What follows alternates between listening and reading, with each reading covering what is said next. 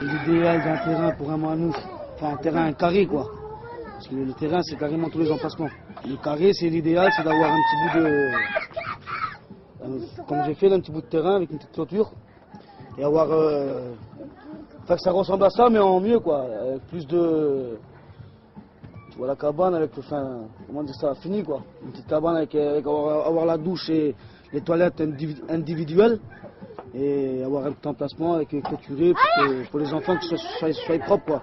Comme il n'y a pas beaucoup d'hygiène dans un terrain, alors ça fait que moi comme ici je maintiens un petit peu pour que ce soit propre pour mes enfants. C'est chez toi. Voilà, c'est moi quoi, tu vois. C'est chez toi, voilà, ouais, chez toi. Moi il n'y a personne qui vient ici, Voilà. les chiens ils viennent pas, quand il y a un chien qui vient je gueule. Si dans chaque carré il y aurait ça, ben ce serait propre le terrain. Mais comme il n'y a que 4 douches et toilettes pour 80 caravanes. Hier ma femme, Bouba, elle a voulu se prendre une douche, elle a tombé avec les pieds carrément dans... Tous les toilettes sont remontés dans les douches quoi. Il y avait plein de merde, on aurait dit que... Enfin je sais pas moi, je sais pas trop expliquer. Mais tout a remonté quoi. C'est dégueulasse, ça n'a pas l'hygiène.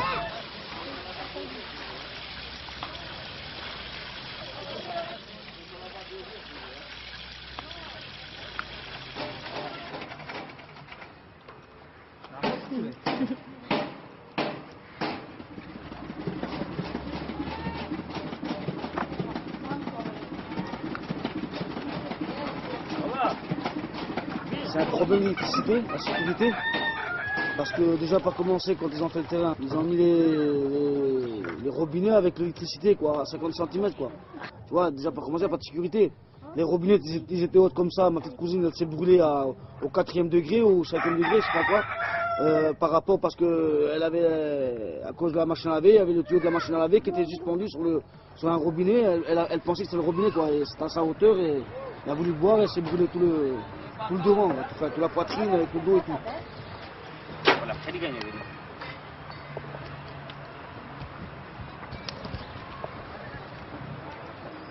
Pour ce qui concerne les batteries et l'huile et tout ça, c'est vrai que c'est aussi un peu notre faute à nous, parce que bon, c'est vrai qu'on pourrait le faire ailleurs, mais ça revient encore à un problème que l'ailleurs des ferrailles qu'on ne peut pas aller avec les voitures. Mais ce qu'il y a, les batteries, avant de les amener ici, on les vide de cible.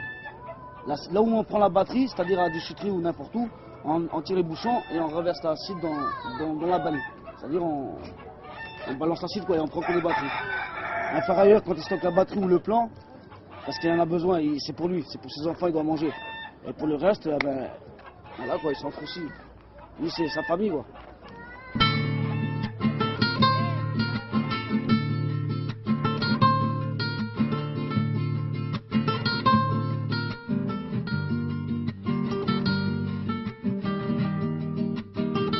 Ben, c'était un matin, comme d'habitude, que je me levais à 8 h. Et puis mon père me déposait à l'arrêt de bus pour prendre le bus. J'étais prendre le bus et quand je suis arrivé devant l'Instep, j'ai eu Infection. Je me suis senti mal, alors j'ai senti que qu'il allait venir au monde. Alors ça fait que je suis allé en bus à l'hôpital et je l'ai mis au monde. Ça fait que c'était un moment très bizarre pour moi. Hein. J'étais sur un projet, je travaillais à l'Instep pour un film de la santé et j'étais très intéressée. J'aimais bien faire ce travail. Bon, je le regrette encore de l'avoir arrêté. Je voulais passer mon permis aussi. Et là, j'ai repris un peu là, les leçons. Parce qu'on me garde un peu le petit, alors ça fait que je reprends les leçons. Et voilà. Mais pour le travail, j'ai arrêté parce que c'est à cause du petit bébé là. J'ai voulu partir, mais je ne suis pas arrivée. Pour moi, je disais, je vais partir, il ne faut pas que je reste chez moi parce que ils vont m'engueuler, ils vont me s'acheter de chez moi, les gens vont le savoir, ils vont me voir bizarrement. Dans leur tête, même que je dis que c'est pas le cas. Dans leur tête, j'en suis sûr qu'ils disent que celle-là, je leur rassure que c'était pas ça. Maintenant, ils me Ils me disent reste comme tu es, maintenant tu as un enfant, te marie pas parce que c'est avec un mari, ça serait plutôt, ça dépend avec qui tu vis et comment qu'il est. Parce qu'il y en a qui sont, il y a des garçons qui se droguent, il y a des garçons qui boivent. Alors dans le ménage ça fait beaucoup et c'est les enfants après qui souffrent. Alors ça fait que je préfère rester tout seul pour l'instant. Il vaut mieux vivre tout seul que mal accompagné, quoi. J'ai caché ma grossesse parce que chez nous ça se passe pas comme ça. Il faut être marié avant d'être enceinte premièrement. Et chez nous, comme quand on est des manouches, alors le respect il est là, quoi. Et là il n'y a pas du tout de respect. Psychologiquement, dans ma tête c'était très embrouillé. Je voulais pas croire que j'étais enceinte. Même qu'il y avait le ventre qui poussait, que mon corps changeait. Je voulais pas le croire que j'étais enceinte. Et en plus pour le cacher, alors je m'habillais large. Je voulais pas que le monde me voie bizarrement. Alors ça fait que je partais de chez moi toute la journée, j'allais au travail. Je n'ai pas été suivie par un docteur, alors j'avais des doutes, j'avais une peur que le bébé n'était pas normal ou qu'il avait quelque chose. Même moi, que des fois je ne pouvais pas le mettre au monde. J'avais peur. Et même quand j'ai été pour le mettre au monde, là j'avais peur aussi. Parce que je ne savais rien du tout, je ne savais pas comment ça allait se passer. Et en plus que j'étais tout seul, alors j'avais encore plus peur. Mais je mettais dans la tête, maintenant ben, il faut que je fasse quelque chose. Hein. Soit je le mets au monde, ou soit je sais pas. Hein. Alors ça fait que je le mets au monde, il est là, il est en bonne santé. Et voilà, c'est tout.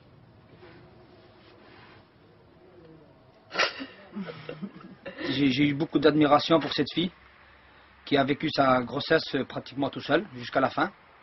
On avait commencé à travailler le documentaire, on avait commencé ensemble, elle avait travaillé, je sais pas, 1 mois et demi. On n'a rien vu, personne n'a rien vu, elle a dit à personne, je sais pas, à 1 ou 2 copines. Et elle venait travailler un matin, elle a pris le car et elle a été direct à l'hôpital tout seule. Et elle a mis son petit bébé au monde. Autrefois, c'était pas considéré comme ça.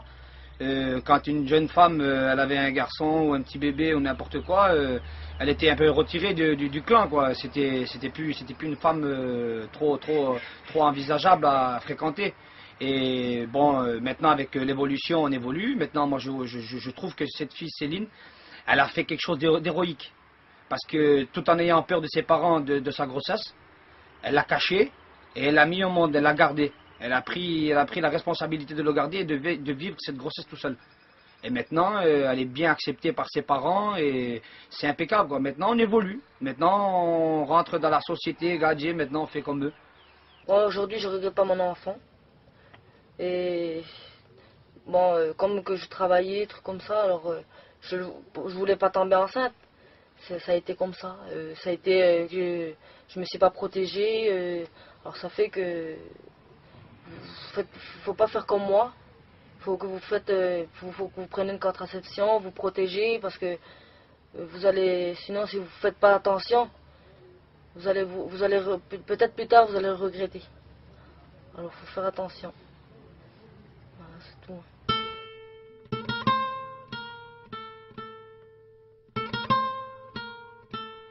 Moi, je pense qu'avant, c'était critique, tu vois, parce que les jeunes filles avant, ils savaient pas qu'est-ce que c'était la contraception. Mais de nos jours, maintenant... Elle aurait pu se procurer la pilule ou le stérilet, mais bon, il y a le préservatif aussi.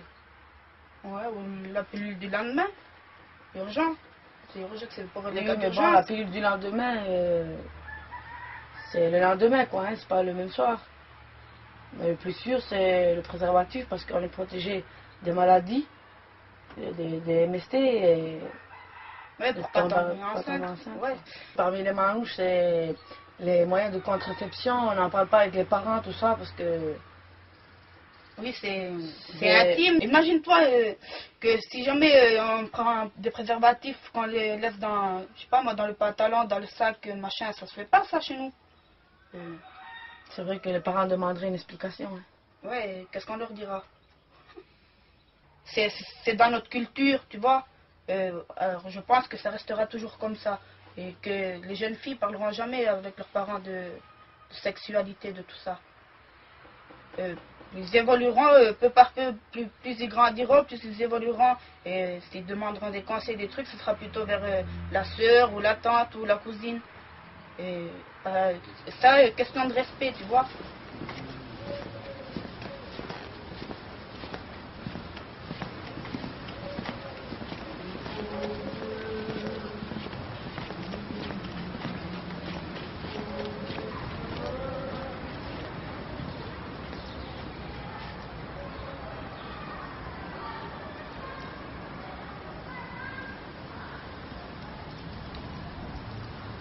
D'où viens-tu, frère de sang? De la chouche du bois tordu. As-tu tes papiers? Non. Alors rentre en prison. Si j'ai été en prison, c'est pas parce que bon, c'est pas parce que j'ai fait des trucs graves. C'était un petit vol comme ça, quoi. Comment on fait nous, les jeunes, quoi, quand on est jeune, quoi. Tout le monde on fait une erreur quand on est jeune, bon, mais c'est vrai que vers chez nous, on va facilement en prison, quoi. Le seul lien qu'on a en prison, hein, c'est comme tous les détenus, bien sûr, c'est le parloir, c'est les lettres de temps en temps, quoi.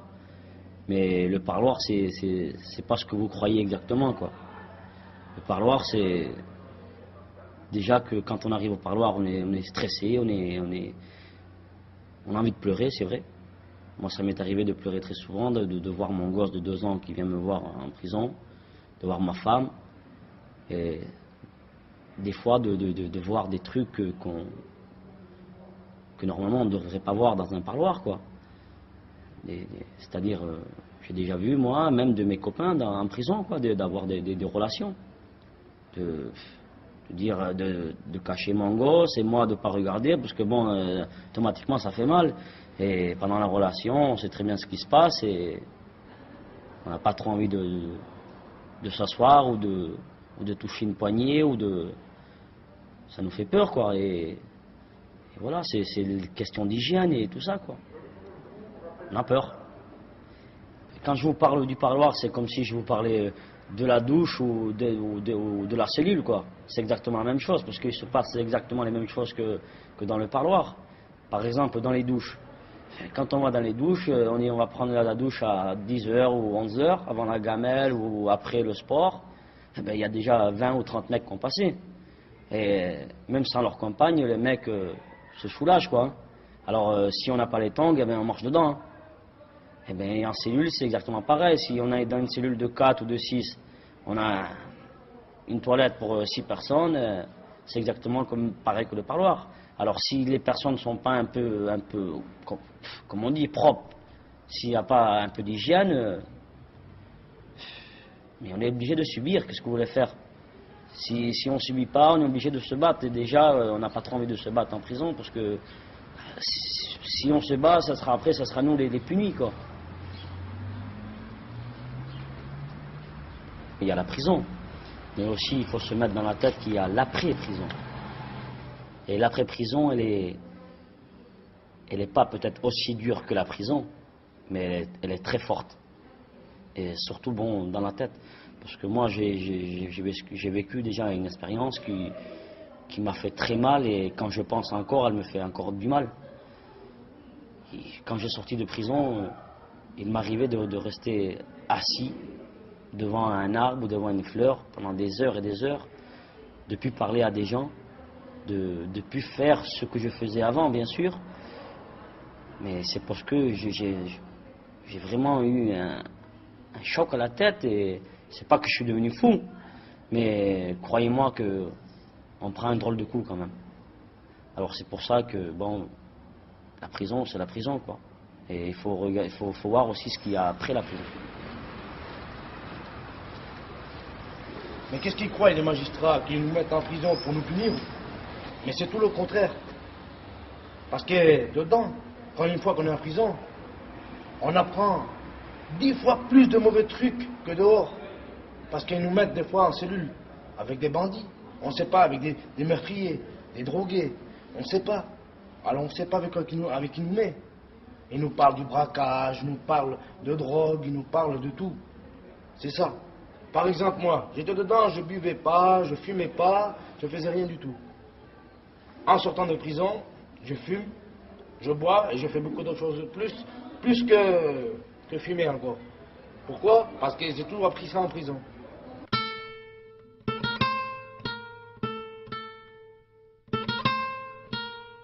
J'ai découvert ce lieu en venant avec des enfants ici, pour ramasser de l'herbe pour Pâques.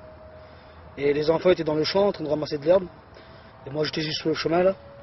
Et il y a des enfants qui sont venus, que je les ai pas vus quoi. Et quand je me suis tourné, ils étaient derrière moi les enfants.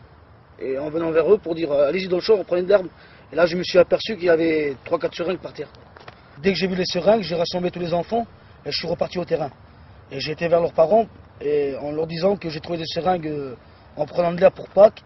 Et ils m'ont répondu que les personnes qui le font, qui se piquent, que c'est très dangereux pour eux, mais qu'au moment qu'ils ne le font pas au terrain, on s'en fout quoi. Je suis venu avec Biscotte et Michel. Michel, c'est un psychologue du BRM Texrimani et il nous a parlé des risques très dangereux de la seringue, quoi, des personnes qui se piquent. Alors il nous a expliqué qu'on peut en mourir et surtout qu'il y avait un risque pour notre entourage, c'est-à-dire les enfants, la femme et la famille. C'est quand même très dangereux. Hein. Toi, ça c'est une seringue qui est faite pour les injections. Hein. Injection d'héroïne, de cocaïne ou de Subutex. D'accord. Ça veut dire, tu vois là, elle n'est pas cassée cette seringue. En clair, un enfant l'ouvre, se pique, il a presque 10 chances sur 100 au bout de quelques temps de finir d'un cancer du foie, d'une cirrhose, etc. D'accord.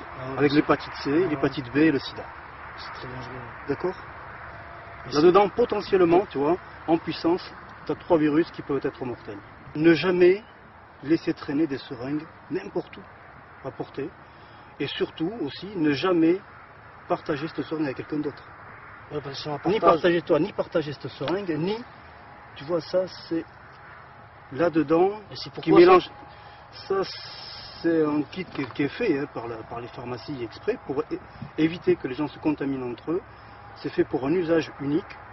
Tu prends le produit, tu le mélanges avec la seringue, tu l'aspires, tu vois. Ils aspirent avec la seringue et ils s'injectent. Mais en faisant ça, si ils s'injectent et qu'ils replongent, après ils contaminent ça. En fait, ça veut dire que si quelqu'un arrive derrière et se fait une injection avec ça, il se contamine ou à l'hépatite ou au sida. Même si on le brûle, ça... Oui, ça résiste même à la température du briquet, tu vois. Quand on arrive à ce stade-là, Michel, quels sont les besoins de la personne? Comment ça se passe dans elle-même? Ben, tu sais, ça se passe mal, hein. Parce que s'ils en sont à se faire des injections, des shoots, hein, c'est que très souvent ils ont démarré par des sniffs de cocaïne, d'héroïne ou d'autres produits, hein, que ça ne leur suffit plus, donc il leur faut encore plus de produits, encore plus d'effets, donc l'injection parce que ça donne plus d'effets, mais avec tout ça suppose comme risque. Hein. Quelqu'un qui fait ça, très souvent, très très vite, il est dépendant. Dépendant physiquement, psychologiquement dans sa tête. En clair, il perd sa liberté. Notre communauté est très soudée. En fait, ce qu'il y a dans c'est comme une grosse masse qui casse tout. Parce que dans notre communauté, il n'y a pas longtemps que c'est arrivé. Quand quelqu'un fait ça, c'est qu'il a des problèmes, tu sais, des problèmes personnels, des problèmes sociaux, mais qui très souvent peuvent être résolus par la famille, par le groupe. Tu vois. Bien sûr. Si quelqu'un en est aussi amené à apprendre ça, à faire ça, c'est que quelque chose ne va pas. Thomas, ce qu'on peut dire aussi, tu vois, ça là, ben, la force, votre force, la communauté, c'est de partager hein, la communauté, la famille, le lien. Ça, avec ça, il n'y a plus de partage. C'est quelqu'un qui fait son plaisir tout seul. Personne d'autre n'existe. Hein. C'est un plaisir tout seul, solitaire. C'est un plaisir personnel. Et là, plus rien, ni les autres, non d'importance. En clair, ça rentre en votre communauté, et bien votre communauté, ben, elle explose. Moi, je me suis aperçu que ça allait très vite. Car l'autre jour, au terrain, dans une douche commune, on a trouvé une seringue avec du sang et tout le nécessaire. Alors moi, j'ai paniqué, parce que je me suis inquiété encore plus qu'avant, en voyant ces trucs, ces choses, quoi. Qu'est-ce que j'ai fait? Comme j'ai 2 enfants et une femme, j'ai eu peur pour eux, j'ai pris ma caravane et je suis parti ailleurs.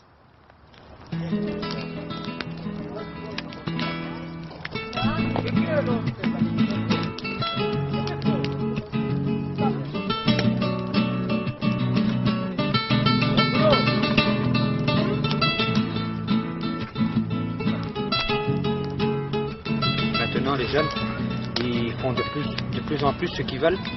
Ils boivent pour faire les hommes, pour s'intégrer dans la société manouche. Parce que pratiquement la majorité des hommes manouches, ils boivent tous. Alors ils se disent, je dois boire aussi, parce que je veux être sur le comptoir avec les hommes. Mais c'est pas comme ça dans la vie, c'est pas comme ça. Moi je l'ai su assez tard, et je croyais que c'était comme ça aussi. Mais bon, maintenant je sais que maintenant s'il y a une personne qui boit pas, je lui offrirai un Orangina au lieu de lui offrir un whisky. C'est pas tellement le problème. Mais ça, on n'a pas cette conscience-là quand on est jeune. On veut juste bouger, rigoler, s'éclater, sortir avec des filles. Alors on peut rien faire si on va pas à la pop, à la station, acheter des packs de bière ou enfin, tu te souviens, Roupi, quand on était ensemble, entraînés. Le premier travail qu'on a fait, donc vraiment là on était dans la galère quoi. On touchait très peu de sous. Avec les sous qu'on touchait. On faisait quoi, 2500 francs? Ouais. Et avec les 2500, on les mangeait dans l'alcool. On les buvait en espace de 3-4 jours, on allait en buvant. Et le matin, on n'arrivait plus à se lever. On avait plus envie de rien, on n'avait qu'envie de boire. Parce que c'était les seuls moments qu'on se sentait bien. Et ça l'a payé à la force. Ça l'a payé qu'on a été dans un gros trou noir. Moi, regarde les histoires que j'ai eues. J'ai commencé à boire très jeune. 18 ans en prison à cause de l'alcool. Sorti de prison 19 ans, permis enlevé. Et j'ai toujours pas de permis. Et à chaque fois que j'ai bu, j'ai eu que des histoires. À cause de l'alcool, j'ai gros problème. Voilà, j'ai eu des très graves problèmes. Ça m'est arrivé de morceaux, comme on dit. Vous devrez les avertir que... De voler des voitures, de faire des accidents très graves. J'ai failli à cause d'une cuite, j'ai failli déjà perdre la vie. Et ça m'a amené à rien. Et ça a été très dur de s'en sortir. Alors c'est pour ça qu'il ne faudrait pas qu'ils fassent comme nous. Moi je vois que quand je travaille, je peux être bien, je peux être intéressant. À chaque fois que je travaille, je suis dans mon travail. Mais si je ne travaille pas, ben je vais faire quoi? Ça fait 12 ans que je bosse, ça fait 12 ans que je fais ce boulot d'SOS médecin. Bon, il faut reconnaître que c'est un boulot un petit peu particulier dans la mesure où, n'ayant pas de clientèle, on est amené à voir des gens que par définition, normalement, on ne connaît pas ou on n'est pas habitué à... Voilà. Il faut reconnaître que les gens du voyage ont une demande médicamenteuse qui est, à mon avis, mais ça, j'ai aucun moyen concret pour le juger, ils ont une demande énorme de médicaments. C'est-à-dire que quelqu'un qui appelle un médecin, notamment les gens du voyage qui appellent un médecin, par exemple un gamin qui toussote ou qui a le nez qui coule un petit peu, peut difficilement concevoir que le médecin reparte de chez lui sans avoir prescrit l'antibiotique, le sacro-saint antibiotique. Faire comprendre aux gens que cette pathologie-là ne nécessite absolument pas le recours aux antibiotiques, que si effectivement ça devait s'accentuer, ça devait se surinfecter dans les jours qui suivent, il sera toujours temps à ce moment-là de revoir le gamin et de prescrire un antibiotique à ce moment-là, au moment où il faut. Ça, j'avoue qu'on a énormément de difficultés à faire passer ce message-là. Force est de constater que bien souvent, les actes que nous, on réalise, fondamentalement, ne sont pas forcément justifiés. C'est plus de la médecine de confort qu'autre chose. Ceci étant, ce diagnostic, à savoir de la médecine de confort, nous, on ne peut l'émettre qu'une fois qu'on a examiné la personne en question. C'est dur à gérer parce que nous, notamment en pleine période d'épidémie, quand on est confronté à un surcroît de travail avec des urgences qui nous tombent sur le coin de la figure, tout ça, bon, quand on arrive dans un camp de personnes, de gens du voyage, et qu'il y a 5-6 personnes qui nous tombent dessus en nous disant bah oui, mon gamin, il a mal à la tête, il a de la fièvre et tout, c'est quand nous, on peut difficilement s'échapper. C'est sûr que si l'information, s'ils n'ont pas les moyens de juger l'information que nous, on va pouvoir leur donner, des conseils tout bêtes, un gamin qui fait de la fièvre, ce qu'il faut faire, ce qu'il ne faut pas faire, ou l'intérêt de mettre en route un antibiotique. Si la personne n'a pas acquis le minimum nécessaire pour pouvoir avoir un jugement critique sur ce que nous, on pourra leur donner comme information, il ne faut pas s'étonner que les gens, dès qu'ils en éprouvent le besoin, vont ouvrir le parapluie en quelque sorte, claquer du doigt en se disant bon, mon gamin il a son nez qui coule depuis 1 heure, boum, je vais appeler le médecin. Et puis si au bout d'1 heure le médecin il n'est toujours pas arrivé, ah ben j'ai la solution d'aller à l'hôpital, donc boum, je vais à l'hôpital. l'hôpital sans se préoccuper du fait que le médecin il est en train de se déplacer, il arrive, il n'y a personne. Donc là, il y a aussi un problème de civisme qui passe par l'information, qui passe aussi par la formation et qui passe aussi donc par l'éducation. Et déjà, là, en termes d'éducation, la première chose à faire pour tenter de faire passer une information, c'est déjà par rapport aux gamins qu'ils soient scolarisés, qu'ils puissent après recevoir une information qu'on pourra nous leur transmettre et pouvoir avoir justement un sens critique par rapport à cette information. Et c'est pas à nous médecins à faire ce boulot-là uniquement, c'est aussi à l'intervention de multitude de personnes, des éducateurs sociaux, des instituteurs et tout. Mais c'est extrêmement difficile de faire passer ce courant-là.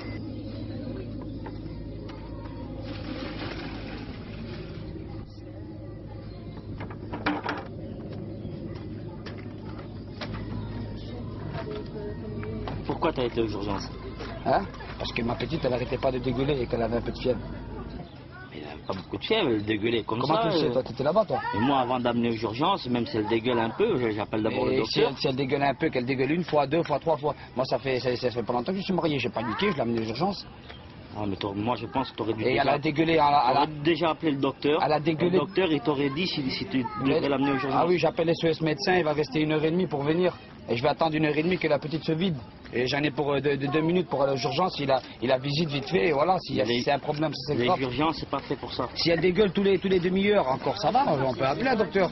Mais si elle dégueule tous les 5 minutes et qu'elle n'arrête pas de pleurer, on ne sait pas, nous, comment ça se passe un petit bébé, c'est fragile. Mais c'est alors moi, je l'amène aux urgences. C'est pour ça que quand tu vas aux urgences, par exemple, bon, ils le voient que tu es un manouche, mais ils se disent, oh, ils viennent aux urgences, mais c'est pas une urgence, c'est encore un petit truc comme d'habitude. Eh ben, alors, on m'a donné le temps, quand il a 39, 38, je lui mets un suppôt et je vois. Et normalement, quand tu mets un suppôt, ça descend un peu la fièvre. Normalement, si elle descend pas. Si elle descend pas au bout de 10 heures, alors je sais pas. Et des fois c'est trop tard. Et des fois c'est trop tard. Ah non, trop tard. Oui. Puisque tu sais que les urgences, déjà le mot urgence, c'est vraiment pour les urgences quoi. Et comme c'est comme ce médecin, t'as vu l'autre jour ce qu'il nous disait. Il y a des familles, ils nous appellent, il faut qu'on soit dans les minutes, ou sinon ils rappellent un autre docteur, ils nous rappellent, des fois on se fait harceler au téléphone parce qu'on n'arrive pas assez vite, mais ils ont 50 appels, et ils vont chez là où il faut qu'ils aillent le plus vite quoi. Quand je vois qu'il y en a qui les appellent, ouais, ce matin, venez, j'ai ma fille, elle tousse, elle a le nez qui coule. Moi je préfère aller aux urgences pour un rhume, ou pour rien du tout, que d'aller pour aux urgences pour une jambe coupée ou comme ça. Il y en a qui comprendre aussi, ils sont débordés, travaillons la nuit, travaillons le jour. J'ai jamais critiqué leur travail. Des fois ils en ont marre. Hein. Il y a des gens, des manouches qui viennent sur les hôpitaux et qui déconnent parce qu'ils crient les infirmières, ils gueulent avec les médecins pour avoir des nouvelles, ici et de là. Bon ça c'est sûr qu'il faut pas le faire, il faut laisser les peut-être c'est la panique aussi qui réagissent comme ça. C'est l'inquiétude, ils s'inquiètent. C'est quand les docteurs qui veulent vraiment pas donner de nouvelles, alors là, bon, c'est sûr, on s'énerve un peu. Mais s'ils donnent pas de nouvelles, c'est parce qu'ils ont leur raison. Oui, mais voilà, toi, t'es là-bas, t'es inquiet, alors tu veux avoir des nouvelles, hein. Ben non, mais moi, sur ça, je suis pas toujours d'accord. Hein. Ah ben... ils veulent de nouvelles à tout prix, le docteur, il peut pas donner un pronostic, parce qu'il sait pas... C'est pas un jeu, hein. Tu sais, Rocky, c'est pas un jeu, hein. Non, mais c'est ce que tu crois. Là, c'est la santé, hein. Qu'est-ce que tu crois? C'est être malade et se faire couper, peut-être y passer là sur la table. Hein. Je sais. Alors, il faut pas non plus. Le docteur, des fois, il a pas fini son opération. Non. Tu l'attrapes comme ça, le docteur, je veux des nouvelles. Non, mais il peut rien dire, il a pas fini encore. Moi, j'ai jamais vu ça de ma vie. Il sait pas comment ça peut se passer après l'opération. Moi, j'ai jamais vu ça. Moi, j'ai jamais vu ça.